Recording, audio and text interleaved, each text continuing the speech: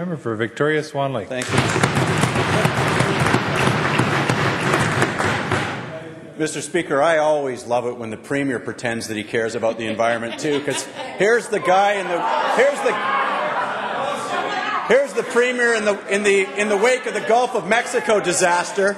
In the wake of the Gulf of Mexico disaster, who is the only leader in the Pacific Northwest who still supports offshore drilling on our coast.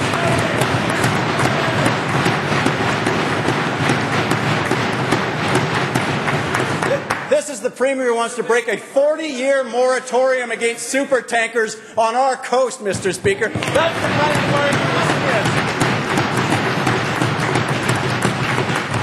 is. Now, last week, Mr. Speaker, we learned that oil from a Chevron refinery has been leaking into Burrard Inlet for more than a month. And not only did he hide this from the public, but now,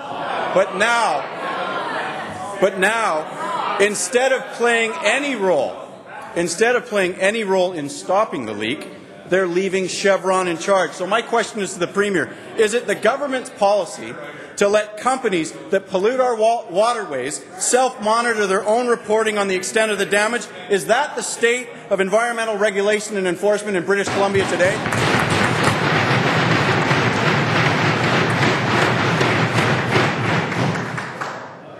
Premier.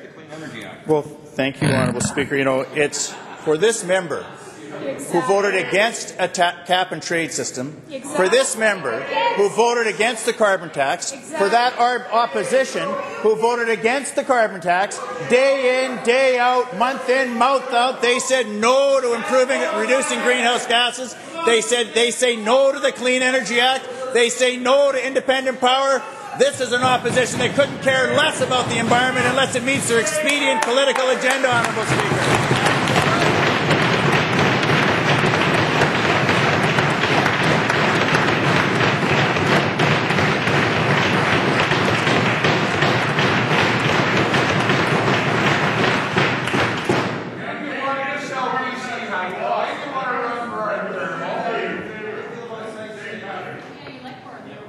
Members.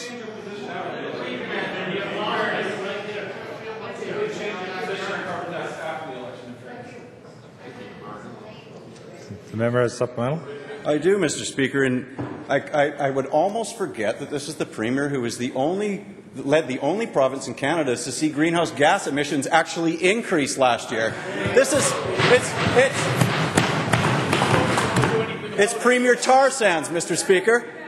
My supplemental question is this. This government is responsible for ensuring that companies follow the law. But right now, Chevron is continuing business as usual while oil leaks into the Burrard Inlet. And as of today, it wasn't the Ministry of the Environment that was on site at the refinery taking samples and looking at the damage. It was a group of concerned environmentalists and concerned scientists that were there on the ground. So my question is to the Premier again, where is the Ministry of the Environment in all of this? If the source and extent of Chevron's oil leak can't be responded properly, how do you expect people to take you seriously when you say the environment can be protected from bigger spills?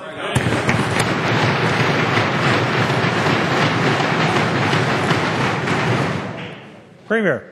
Thank you very much, Honourable Speaker. Honourable Speaker, the member opposite should know, because the Solicitor General actually pointed out to him last week that from the day that we discovered this situation, we used our information to go out to find out exactly what was taking place. That remains the case, Honourable Speaker.